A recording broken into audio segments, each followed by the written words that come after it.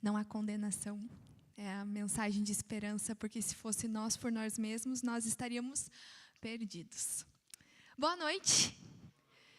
Quase que eu falo um feliz sábado aqui, mas eu trabalhei a minha cabeça para não falar o feliz sábado. Mas é uma honra e também uma missão muito difícil inaugurar essa semana de oração jovem.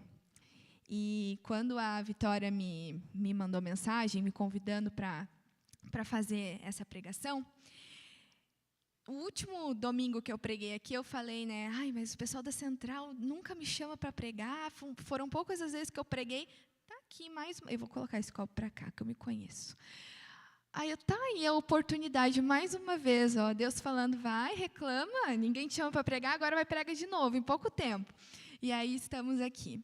Queridos, o tema dessa semana jovem é comunidades transformadas. Vocês vejam aqui a bela decoração que as meninas arrasaram, simplesmente. Se fosse eu fazendo isso aqui, e olha que eu sou professora, tá? Mas eu não sou do EVA. Verdade seja dita aqui para vocês, eu sou professora, mas pouquíssimas vezes eu peguei na mão um EVA. Eu sou da impressão, do Canva, sou das tecnologias. Não me coloca para fazer trabalhos manuais, mas ficou linda a decoração. Parabéns aos envolvidos aqui. E o tema da nossa meditação de hoje é o rei Josias e a sua reestruturação cognitiva. Michael, se tiver como colocar no Canva, eu acho que vai estar mais formatadinho. Se der, se não der, não deu. Não deu? Então tá, beleza. Então vamos continuar aqui. Eu vou convidar vocês a abrirem as suas Bíblias. A pregação de hoje, ela vai girar em 2 Reis, capítulo 22 e 23. Vocês já podem deixar ela aberta aí. Se você tiver um marca-página, pode marcar também em 2 Crônicas 34.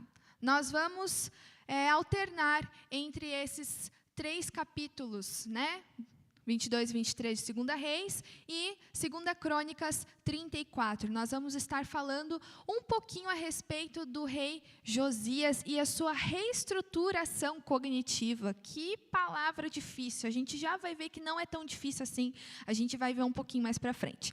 Vamos orar novamente, irmãos? Para que não seja a Larissa falando aqui, mas para que seja Deus só usando a sua serva. Oremos. Paizinho querido, muito obrigado por essa oportunidade de nós estarmos aqui na Tua presença, na Tua casa de adoração.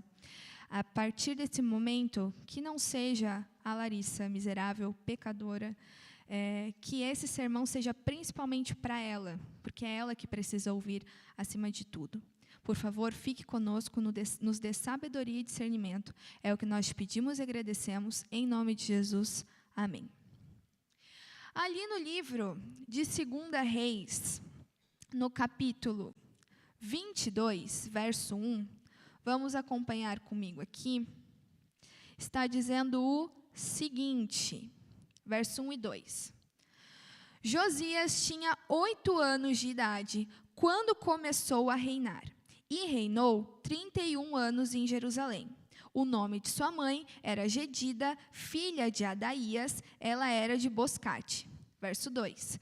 Ele fez o que o Senhor aprova e andou nos caminhos de Davi, seu predecessor, sem desviar-se nem para a direita e nem para a esquerda. Vamos dar uma pausa aqui?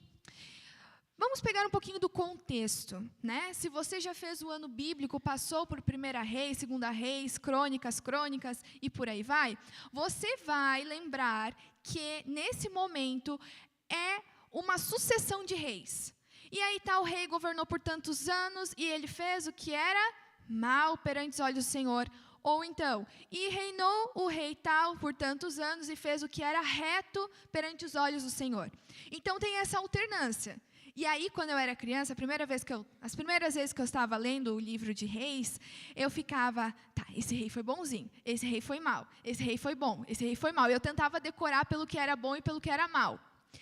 E quando a gente chega aqui na parte do rei Josias, um pouquinho antes do início do reinado dele, a gente vê que o seu pai era o rei Amon.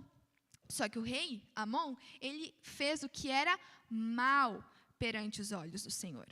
Ele era um rei muito mau, que continuava perpetuando a adoração a ídolos, que continuava sacrificando crianças, que incentivava o povo de Israel, a tribo de Judá, né, que esse momento estava dividida, então era a tribo de Judá especificamente falando, a continuar nos caminhos tortuosos. E alguns conselheiros do seu reinado decidiram assassiná-lo e mataram o rei Amon e assumiram a liderança da tribo de Judá no seu lugar.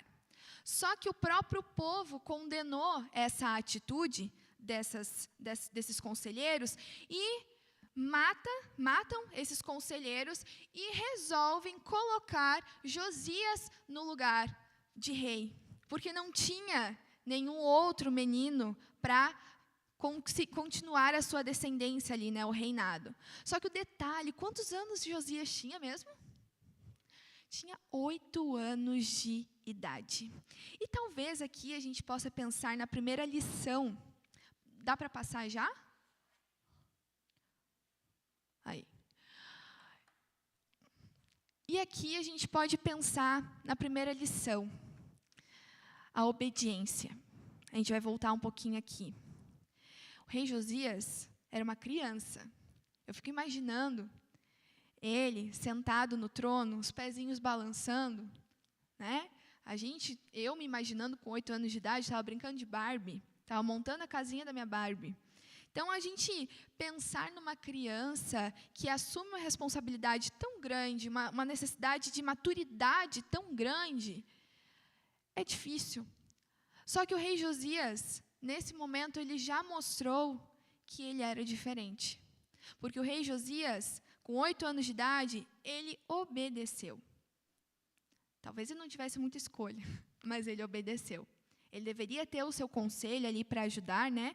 Mas ele estava realmente representando a figura de rei que a tribo de Judá precisava naquele momento. Vamos dar uma pausa na história de Josias? Eu estou me formando em psicologia. E quando eu pensei em todos os precedentes do reinado da tribo de Judá, e aí a gente para em Josias e vê o que ele fez, o que era reto perante os olhos do Senhor, eu pensei nessa tal de reestruturação cognitiva. É mais fácil do que vocês pensam. Quando a gente pensa na história da psicologia, a gente tem várias teorias, a gente tem várias linhas teóricas. Algumas dessas linhas, elas estão aqui. Só que as que estão... Será que eu sei usar isso aqui? Acho que não. As que são principais, que elas regem outras linhas teóricas, então são subdivisões, e dentro das subdivisões tem mais subdivisões. As principais seriam ali o behaviorismo, a psicanálise e o humanismo, tá? A psicanálise, você já deve ter ouvido falar de Freud. Ele, conceituou a primeira e a segunda tópica do inconsciente, do consciente, a outra tópica, do id, ego, superego. Ele entendia que muitas coisas dos nossos pensamentos, das nossas atitudes, elas iam para o nosso inconsciente e elas voltavam em forma de sintoma. Então, a gente repete alguns comportamentos de forma inconsciente, a gente não sabe por que a gente é de tal jeito, mas alguma coisa que aconteceu na nossa vida gerou esse tipo de comportamento. Essa é uma linha teórica. A linha teórica do humanismo, que tem principalmente o Maslow e o Rogers, elas pensam na autorrealização do ser humano. O que é bom para a pessoa, para ela ter o bem-estar? É principalmente isso, pensando naquilo que é bom para o ser humano. Estou falando bem leigamente aqui, tá? Se alguém da área da psicologia estiver por aqui ou estiver assistindo, perdão, mas eu estou falando bem rapidinho.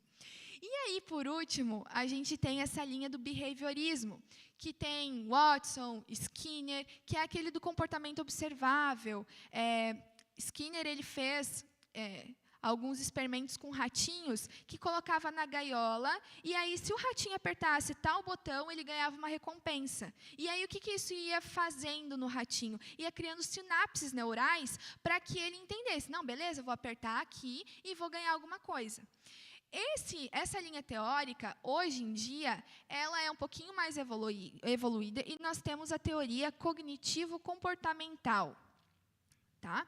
O modelo cognitivo-comportamental não pensa só nas questões de comportamento, porque senão a gente poderia ser comparados a ratos.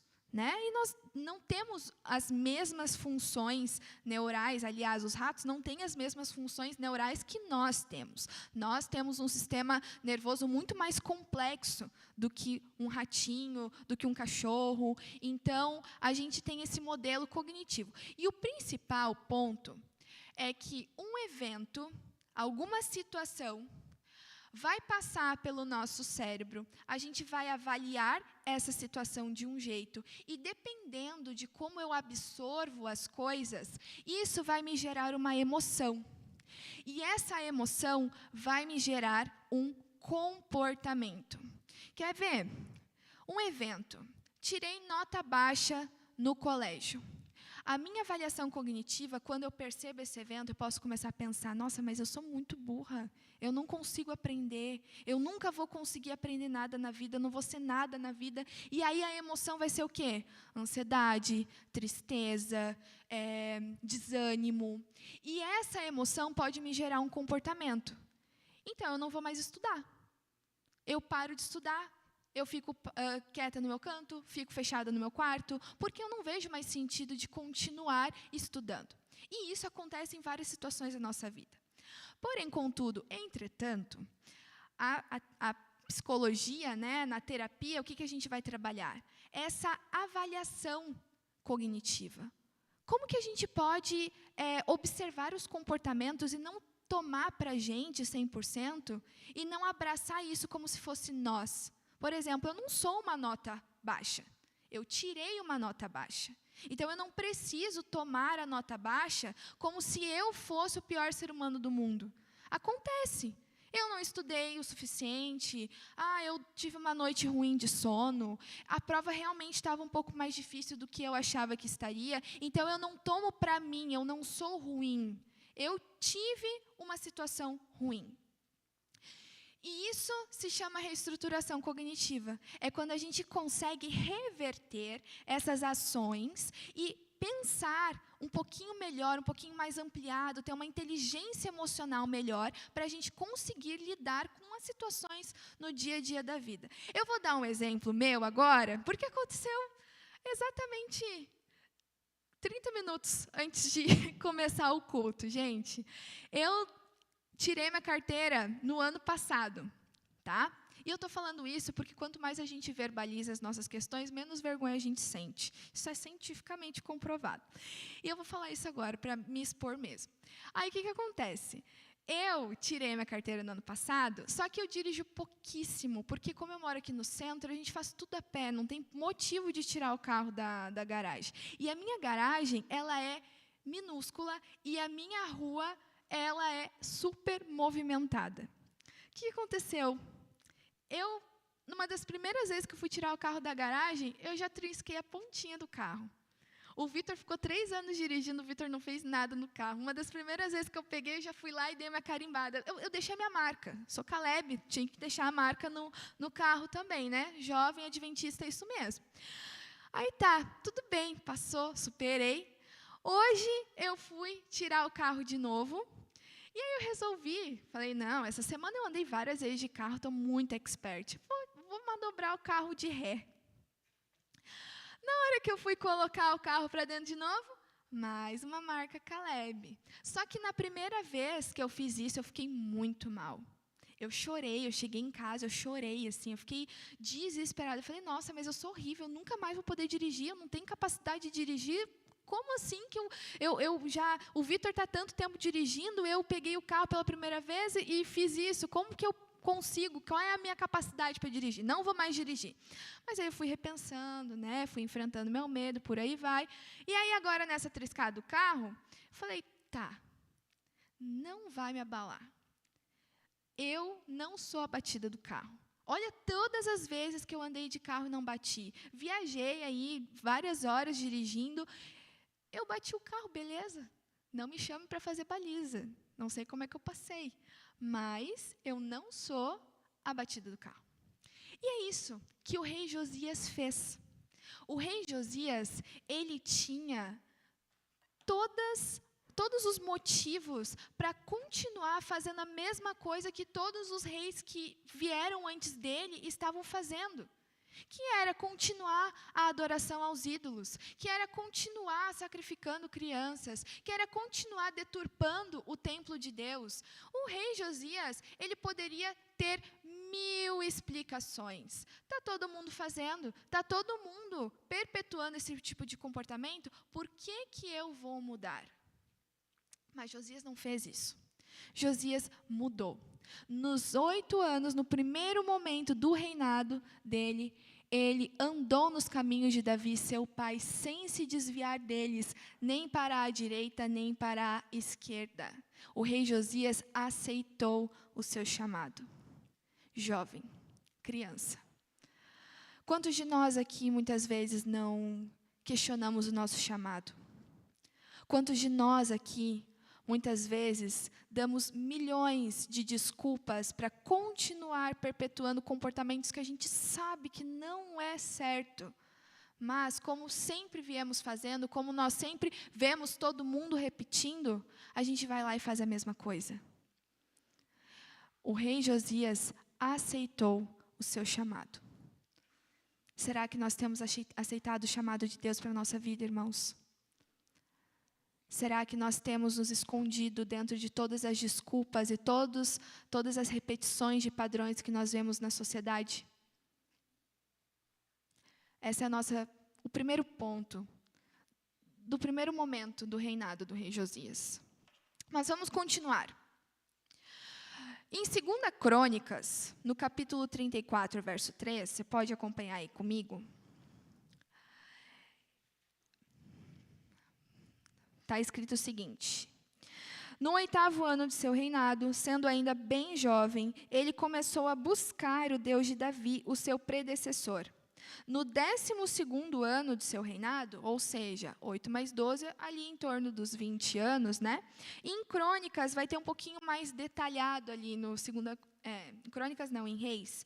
Em Reis vai dizer que com 16, 17 anos, ele pede pela sua vida. Ele pede para que eles juntem ouro e prata para que eles comecem a restaurar o templo de Deus. Então, além de o rei Josias ter aceitado o seu chamado, de ter entendido aquilo que Deus queria fazer através dele, ele obedece. Ele entende que a tribo de Judá estava tão distante dos caminhos do Senhor, eles precisavam retornar. E o retornar, às vezes, vai ser dolorido. Vai precisar de mudanças drásticas.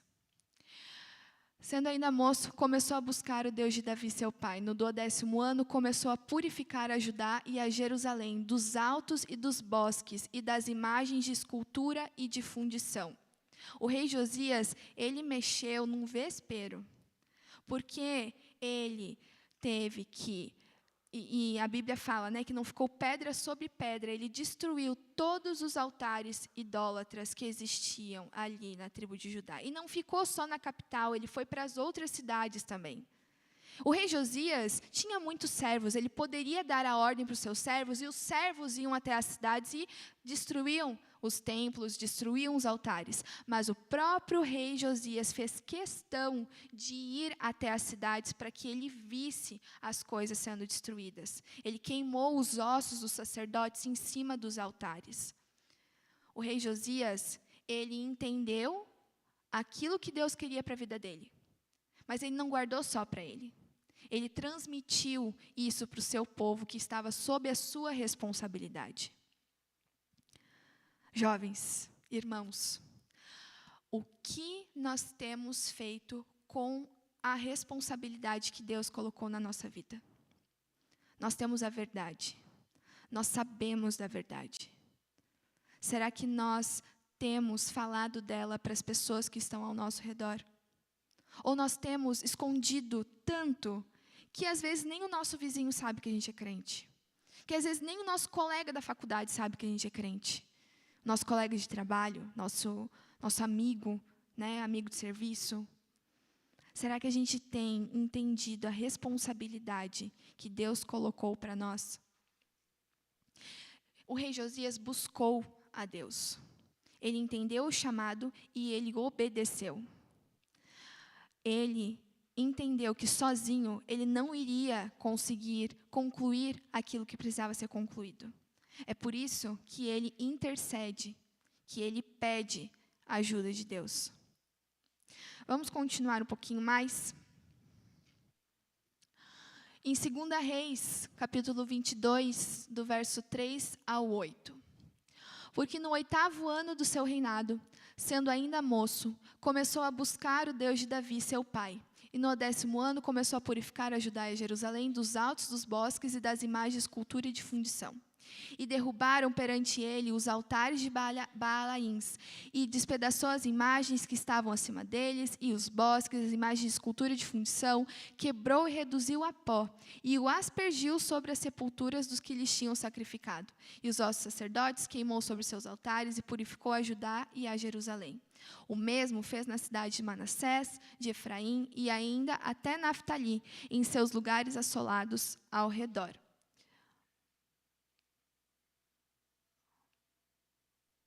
Se puder passar para mim.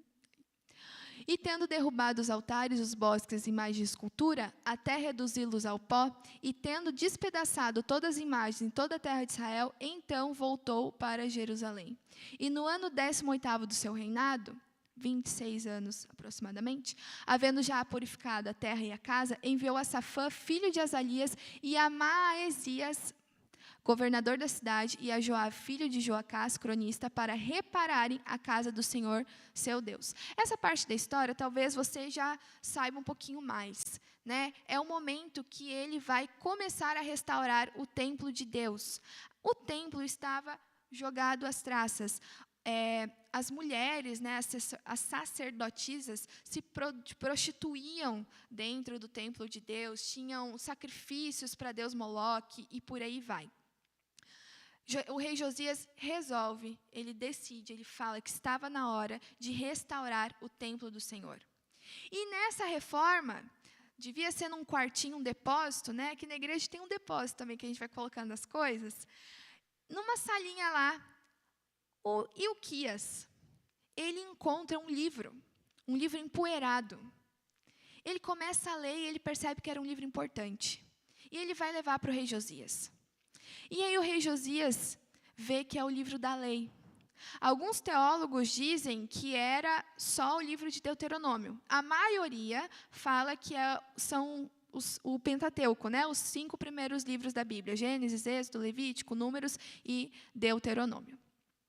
Quando o rei Josias tem acesso a esse livro, ele fica abismado. Porque nesse livro, se você já fez o ano bíblico nessa parte também, inclusive acho que é a parte que mais os crentes leem, né? Que é o comecinho da Bíblia. Se você conseguiu passar dos 5, você deslancha até o final. E aí, quando ele leu as leis, falando ali das consequências, quando Deus fala para o povo de Israel no Pentateuco, ele fala, você tem que fazer isso, isso e isso. É um contrato. Se você não fizer isso, vai ter que arcar com as consequências. Não porque Deus é um Deus tirano, mas é porque quando a gente se afasta da graça de Deus, a gente está suscetível ao mal. E aí, quando o rei Josias lê tudo aquilo ali, ele fica apavorado. E aí ele rasga suas vestes. Ele chama o povo, ele vai até uma profetisa, né? Ele pede para ela interceder por eles, e a profetisa fala, não, beleza, Deus vai te dar misericórdia, não vai acontecer nada de mal no seu tempo de reinado, mas vai acontecer coisas horríveis com a tribo de Judá ainda, com o povo de Israel. E aí o rei Josias começa a fazer um movimento de restauração no povo de Israel. Chama todo o povo, lê toda a lei para eles, eles começam a entender o que era de fato a palavra de Deus, porque eles não tinham mais acesso. E aí fica uma questão para a gente. Infelizmente, em muitas casas do Brasil, Santa Catarina, Florianópolis, a gente vê a Bíblia aberta, mas a Bíblia está empoeirada também. Está lá no Salmo 91, né, no Salmo 23, está ali marcadinho, bonitinho. Mas será que está sendo lido? Às vezes até no carro, né? Deixa a Bíblia aberta lá no console, ali na frente. Mas será que a gente está lendo? Será que o livro está só pegando poeira? O livro da lei. Não tem como a gente falar de um Deus que a gente não conhece. Não tem como a gente testemunhar de um Deus que a gente não vivencia. O povo de Israel estava tão afastado de Deus que ele não conhecia mais a sua lei. Será que a gente está tão afastado assim, irmãos? Será que a gente tem buscado, de verdade, ler a Bíblia? Não passando o olho, porque às vezes a gente quer só bater o ponto, né? Pronto, fiz a minha meditação, estou salva no dia de hoje. Mas será que a gente tem se debruçado para ler a palavra de Deus, entender, pedir sabedoria e discernimento? Foi isso que o rei Josias fez. Nos encaminhando para o final, Ellen White, ela, em Profetas e Reis, tem essa citação aqui. Não houve rei semelhante a Josias, que se convertesse ao Senhor com todo o seu coração, e com toda a sua alma, e com todas as suas forças, conforme toda a lei de Moisés. E depois dele nunca se levantou outro tal. Todavia o Senhor não se demoveu do ardor da sua grande ira, por todas as provações com que Manassés o tinha provocado. Estava se aproximando rapidamente o tempo em que Jerusalém seria inteiramente destruída e os habitantes da terra levados cativos para a Babilônia, para aí aprenderem as lições que tinham recusado a aprender sobre circunstâncias mais favoráveis. Se você continuar a leitura do livro 2 Reis, você vai se deparar com a morte do rei Josias. Ele morreu em uma batalha contra o faraó, né, os egípcios. E aí você vai perceber o seguinte, que depois veio um novo rei, rei Joacás, filho de Josias, de 23 anos, e ele fez o que era mal aos olhos do Senhor. Mas não parou por aí. Porque depois veio o rei Joaquim, de 25 anos, e ele também fez o que era mal diante dos olhos do Senhor. Ah, o povo de Israel entendeu? Não. Veio um novo rei, Zedequias, de 21 anos, e fez o que era mal diante dos olhos do Senhor. 21, 23, 18 anos de idade, jovens. Mais idade do que o rei Josias tinha quando ele começou o seu reinado. Mas eles eram jovens, eles eram novos. Eles poderiam ter reestruturado cognitivamente seus comportamentos, tal como o rei Josias fez. Mas eles preferiram continuar o legado dos reis que passaram antes. Dos reis que esqueceram os caminhos do Senhor. Sabe, quando a gente olha para essas histórias, às vezes a gente fica com um olhar tão julgador, né? Nossa, mas que rei malvado. Se fosse eu no lugar dele, jamais eu teria feito isso. Jamais eu negaria o meu Deus. Jamais eu deixaria construir altares de adoração idólatras. Mas será que na nossa vida, se fosse a gente no livro de Reis, o que estaria escrito na nossa vida, irmãos? A Larissa fez o que era reto diante dos olhos do Senhor? A Larissa fez o que era mal diante dos olhos do Senhor? O rei Josias, com 8 anos, ele deu uma lição de obediência. Ele obedeceu. Com 16, 17 anos, o rei Josias aceitou o chamado. Ele fez aquilo que precisava ser feito, a restauração. A partir da vida adulta, ali com os 20 a 26 anos de idade, ele começou a testemunhar do Deus que ele estava conhecendo para o seu povo. Ele testemunhou aquilo que estava no seu coração. O que a gente tem deixado de legado? Como que a gente tem influenciado as comunidades que nós frequentamos?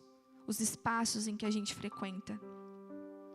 Nossa comunidade está sendo transformada pelo nosso testemunho. Ai, mas o rei Josias era rei, o povo de Israel tinha que obedecer a ele. Mas todos os outros reis também eram reis. Eles poderiam ter usado a sua influência para o bem, mas não foi aquilo que os reis fizeram. Foi o rei Josias que quebrou esse padrão de comportamento. E a gente pode fazer isso. Por mais que o mundo pregue para a gente um padrão, e é muito difícil remar contra a maré, mas em Deus a gente consegue. Em Deus a gente pode vencer as tentações. Em Deus nós podemos ser crianças de valor. Nós podemos ser jovens de valor, adultos de valor, idosos de valor. Deus, Ele só quer o nosso imperfeito. Porque Ele sabe que a gente, por a gente mesmo, não conseguiria se chegar a Ele. Mas é esse imperfeito que Ele quer. É isso que Ele pede. O rei Josias, ele não tinha acesso ao Novo Testamento porque o Novo Testamento não existia. O rei Josias não pôde ler a respeito do exemplo da vida de Jesus aqui na terra.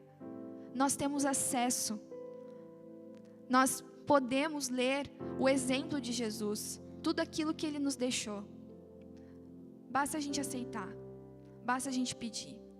E às vezes a gente tem que pedir sem vontade, porque essa vontade não vem da gente, ela vem de Deus. E se não vier, pede, mesmo sem vontade. Senhor, eu não queria estar aqui orando, eu não tenho vontade de Te buscar, mas me usa, me ajude a falar de Ti para as outras pessoas, para que as comunidades sejam transformadas. Jesus precisa voltar. E Jesus só vai voltar quando a gente terminar de fazer a nossa parte, porque Ele está fazendo a dele. Basta a gente fazer a nossa. Nós vamos ouvir uma música agora que pede a unção do Espírito Santo. Eu vou convidar você, se você sentir no coração que precisa renovar a sua aliança com Deus, que precisa aceitar o chamado, que talvez você esteja negando, que você às vezes não está entendendo muito bem qual é o chamado, entrega para Deus. Fala para Deus, Deus, eu não sei, não estou conseguindo ouvir claramente a Tua voz, mas por favor, estou aqui, imperfeito, mas é do meu jeito, mas por favor me usa. Você pode se colocar em pé durante a música e a gente fica nesse espírito de oração.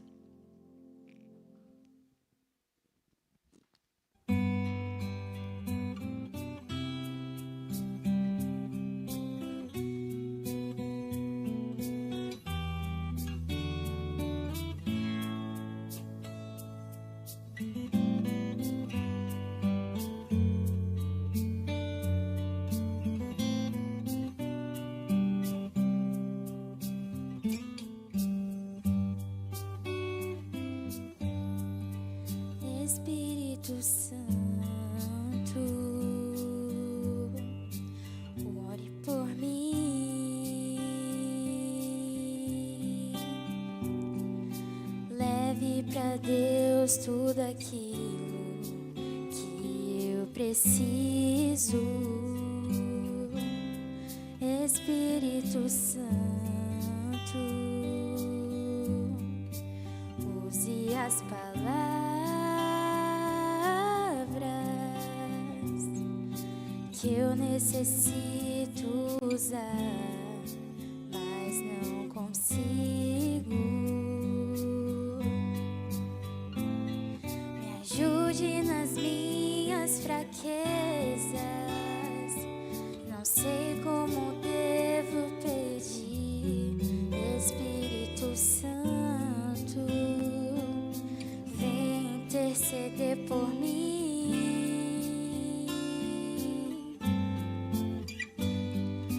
Todas as coisas cooperam para o bem daqueles que amam a Ti. Espírito Santo, vem orar por mim. Estou clamando, estou pedindo, só Deus sabe a dor que estou sentindo. Meu coração está ferido, mas o meu clamor está subindo. Estou clamando, estou pedindo, só Deus sabe a dor que estou sentindo. Meu coração está ferido, mas o meu clamor está subindo.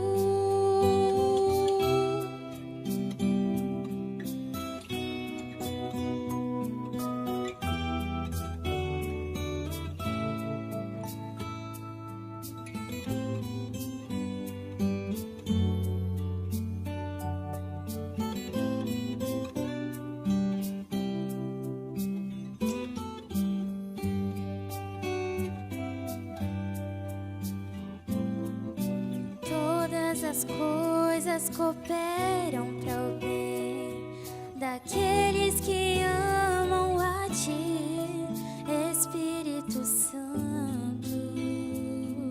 Vem orar por mim. Estou clamando, estou pedindo, só Deus sabe a dor que estou sentindo. Meu coração está ferido, mas o meu clamor está subindo. Estou clamando, estou pedindo, só Deus sabe a dor que estou sentindo. Meu coração está ferido, mas o meu clamor está subindo.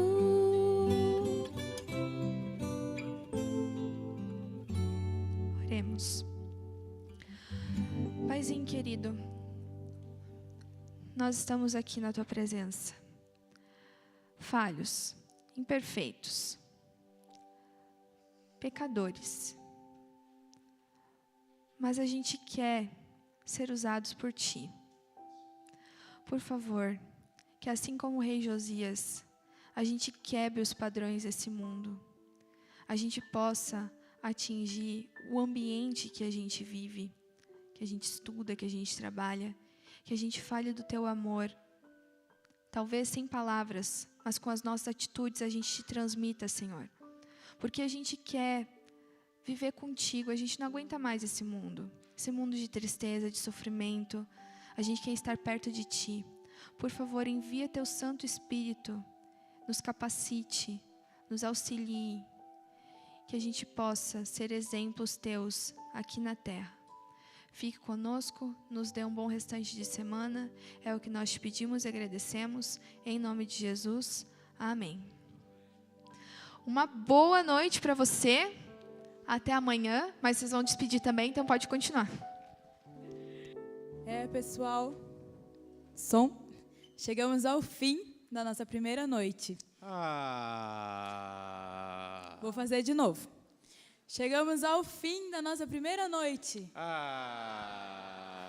Certamente fomos muito abençoados com louvor, com a palavra de Deus. Saímos daqui revigorados, com a certeza que Deus falou conosco. E já fica o nosso compromisso, né, Vitória? De estarmos aqui amanhã. Eu também queria agradecer, Vitória, aqui, a Ana, Ediana, a Glória, a Viere, Ienilson, Célia, Cília, Sônia, Dolores, Tânia, Wellington, Isabel e a Kátia, por nos acompanharem também nas redes sociais, no nosso canal no YouTube. Obrigado. Amanhã também estaremos transmitindo às 7h30, mas o convite é para que você venha aqui também à casa de Deus. Traga um amigo amanhã, né, Vitória? Temos mais bênçãos amanhã? Com certeza. Lembrando que amanhã teremos o Entre Amigos aqui com a gente. Não venham só por eles. Amanhã também teremos o nosso pregador Davi. Ele veio de longe só para fazer a mensagem aqui para vocês.